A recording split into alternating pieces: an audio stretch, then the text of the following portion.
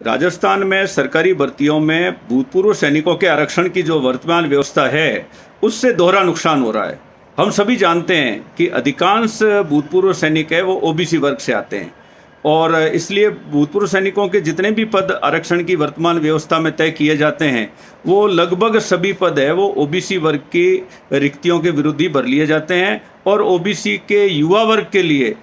OBC के पद है वो लगभग नहीं के बराबर रह जाते हैं। जो सालों से युवा तैयारी कर रहे हैं, सरकारी नौकरियों में आने का प्रयास कर रहे हैं और उनका जो हक बनता है वो हक है, उसके लिए जब कोई पद ही नहीं रहेगा तो फिर उनके चयन की संभावनाएं हैं वो शून्य हो जाती है।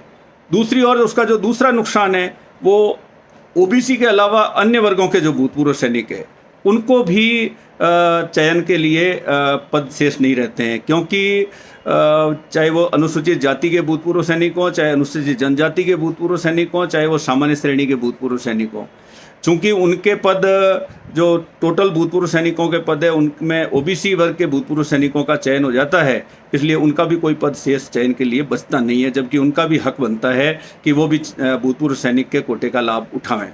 अब इस समस्या का एक ही हल है और वो हल ये है कि भूतपूर्व सैनिकों के आरक्षण की वर्तमान व्यवस्था में बदलाव किया जाए और जिस तरह से महिलाओं का आरक्षण श्रेणीवार है उसी तरह से भूतपूर्व सैनिकों का भी जो आरक्षण है वो श्रेणीवार होना चाहिए। सामान्य श्रेणी में उनके पद निर्धारित हों, अनुसूचित जाति वर्ग में उनके हों, अनुसूचित जनजाति वर्ग में उनके हों, एमबीसी में हों, ईडब्ल्यूएस में हों और ओबीसी में भी हों। तो वो श्रेणीवार जब उनका 12.5% आरक्षण रहेगा तो सभी श्रेणियों के भूतपूर्व सैनिकों को सरकारी नौकरियों में आने का अवसर मिलेगा और दूसरी ओर ओबीसी के जो युवा वर्ग है उनको भी सरकारी नौकरियों में आने का पूरा अवसर मिलेगा। ये हमारे युवा वर्ग की बड़ी न्यायोचित मांग है, उनका हक बनता है, उनका अधिकार बनता है और इस अधिकार की लड़ाई को जितना सरकार जितनी जल्दी समझ ले उतना ही ये सरकार के लिए भी फायदे की चीज़ है। युवा वर्ग अब इसमें चुप नहीं बैठेगा। युवा वर्ग अभी तो अपनी बात को आंदोलन के तरीके से कह रहा है। मेरी सरकार से मांग है कि समय रहते इस पर विचार करे,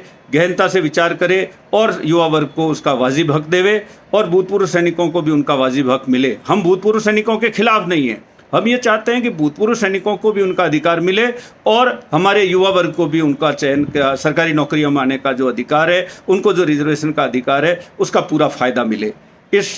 मांग के लिए, इस अधिकार के लिए मैं राजस्थान के ओबीसी वर्ग के युवा वर्ग के साथ हूँ। मैं उन भूतपूर्व सैनिकों के भी साथ हूँ जिनको अभी उनका हक नहीं मिल रहा है। साथियों, इस संबंध में हम सब